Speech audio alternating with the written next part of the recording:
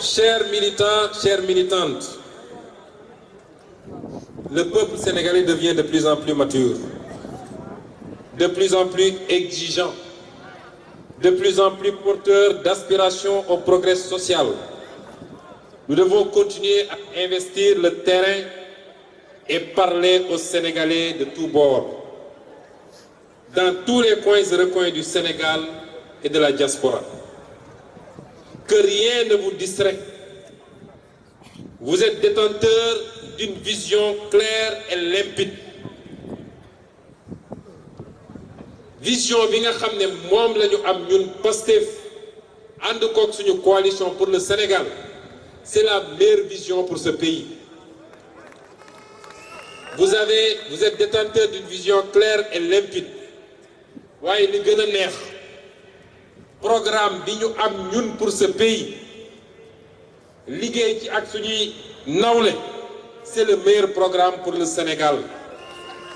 kon loolu boo ko yoree yorit am chance su tey sénégalais yi ku ko wax ak ku ko waxul amul sénégalais bu la naan d'accorduma ak ñoom. xanaa kay dama jiital yeneen critère ba far fii bañ nañ ko ba nous sommes les seuls boo xam ne on met notre programme sur la place publique ne leen on est prêt à en débattre avec tout le monde. ku wóolu sa bopp rek ñëwal. loolu bu ngeen ko amee tasaaroo leen ci biir dëkk bi dem leen fekki sénégalais yi. Le travail de sensibilisation et de massification. Allez trouver tous les Sénégalais. Allez trouver l'agriculteur. baykat bi bay ba noppi am njaqare ndax xamul fu muy jaar xamul ku muy jaay. Allez trouver la ménagère mi nga xam ne saa su demee marché mi ngi naan 5000 francs yi may yóbbu naka laay def ba jënd ci lu mat naka laay def ba ndugg li ju mat. Allez trouver le jeune bi nga xam ne jaaxle tax na muy xalaat jël gaal di jël risque wala mu topp désert bi ne maa ngi dem vers l'aventure. Allez trouver l'intellectuel ambitieux nga xam ne am na ay xalaat am na gis-gis xamul fu mu koy jaar ak nu mu koy exprimer. Allez trouver l'entrepreneur inquiet nga xam ne mi ngi ci biir réew mi waaye gan la ci biir réew mi marché public yépp ñu jël ko jox ko waa bitim réew moom mu toog di xaar weccet bi. Allez trouver le malade angoissé nga xam ne feebar na te su demee ci hôpitaux yi ñu teg ko ci biti ne ko lal amul wala fayoo wala leneen lu mel noonu.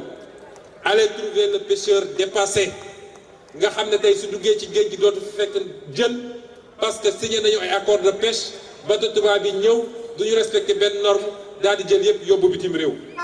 Allez trouver l'homme de tenue alkaati bi militaire bi nga xam ne amul kàddu mënul wax te lañ koy fay boo moytu mënu cee fay sax courant gi nga xam ne yokk nañ ko. Allez trouver le commerçant livré à lui-même nga xam ne tey libéralisation sauvage tax na ba liñ fi andi ci li jóge bitim réew te ñoom bëggatuñu sax bàyyi Sénégal yi dem jënd andi waaye ñoom ñoo ñëw def seeni grande surface tax na ba commerçant bi xamatul fu mu jëm.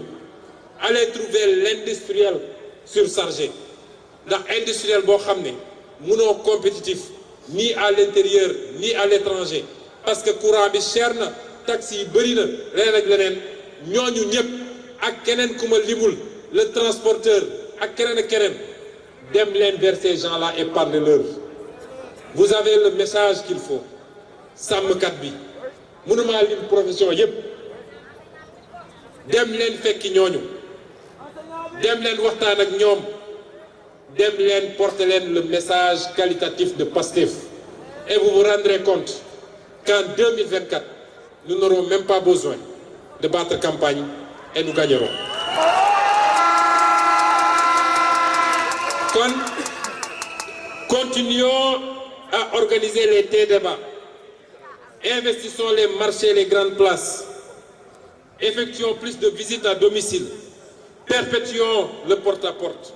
Soyons plus proches de la population et portons leurs problèmes. Bref, continuons à parler aux Sénégalais et aux Sénégalaises de tous bords.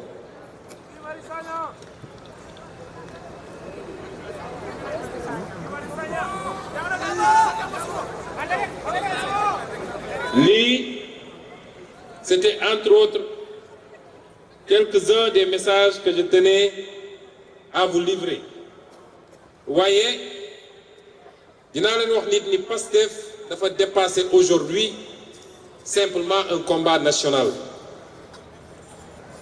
voilà un combat politique d'abord. Pastef c'est aussi un combat social. Nous faisons partie des rares hommes politiques yoo xam ne les rares formations politiques yoo xam ne ñu ngi ci tous les combats sociaux. nee nañu homme politique yi duñ leen dégg ci courant bi duñ leen dégg ci suñu ressources naturelles yi ñu jaay duñ leen dégg ci problème santé bi ak yeneen est-ce que Pastef bokk na ci loolu mooy suñu conception de la politique c'est d'abord une action citoyenne moo tax je vous lance cet appel na ngeen participer à tous les combats sociaux fu ñu woote ci loo xam ne njëriñu réew mi la mobilisez-vous massivement dem bokk ci bu leen ci kenn dindi parce que c'est notre combat avant tout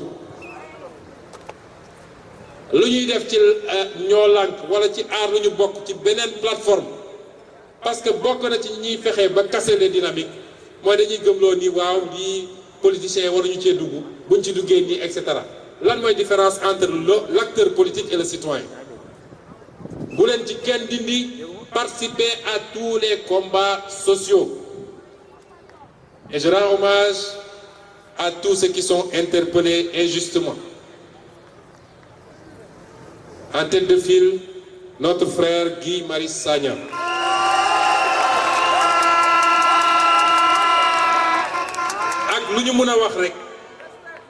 ak lu ñu mën a wax rek d'abord palais de la République palais wu sénégalais yi la Maison Blanche mooy fii nga xam ne li ñu naan l'homme le plus puissant du monde fa la ne te bés bu ne statistiques yi nee nañ bés bu ne dina am 3 manifestations devant la Maison Blanche kon sénégalais bu dem taxaw kanamu palais de la République keroog am na benn député ancien policier bu ko wax ne leen bu ngeen foogee ni taxaw buntu palais menace la ci président de la République day ni nax seen bopp balaa ngeen doon xam ni le palais est la zone la plus sécurisée nit ëpp dugg ci biir kon ñëw taxaw buntu palais da ngay manifester te ñeneen defoon ko bokk ci seen parti ñoom mu amoon sax ñu yéeg ci grille bi te tey kenn tëju leen ñu ñëw jàpp ay doomu jàmbur mënuñu koo cautionner mënuñu koo nangu mais loolu li may wax toujours dafay wane xar kanamu waa ji rek nous apportons tout notre soutien à monsieur Guy Marius Sagna et aux autres interpellés tey lii suñu kattan lépp pour ñu bàyyi leen ci li mu gën a gaawee dinañ ko def Guy Marius Sagna fait partie de ceux qui ont compris que l'action politique et l'action sociale sont indissociables moo tax mouvement yépp mi ngi ci waaye mi ngi suñu biir coalition nekkoon suñu directeur de campagne ci élection législative nekkoon ci organisation élection présidentielle bi donc c'est l'un d'entre nous et nous lui apportons notre soutien total moo wax tamit ni le combat de Pastef a dépassé nos frontières aujourd'hui. Pastef est devenu et commence à devenir une icône sur le plan africain. Nous ñuy suivre di ñu apprécier barki dem bi ma demee Niger ñi ma fa dajeel ñépp 6 leaders politiques jóge woon ci 6 pays différents ma daje fa ak ay Nigériens yu bari boole si li ma ci gën a yéem dañuy ñëw fekk ma fi ma taxaw ñu may génneel ay vidéos de mes prestations à l'Assemblée nationale.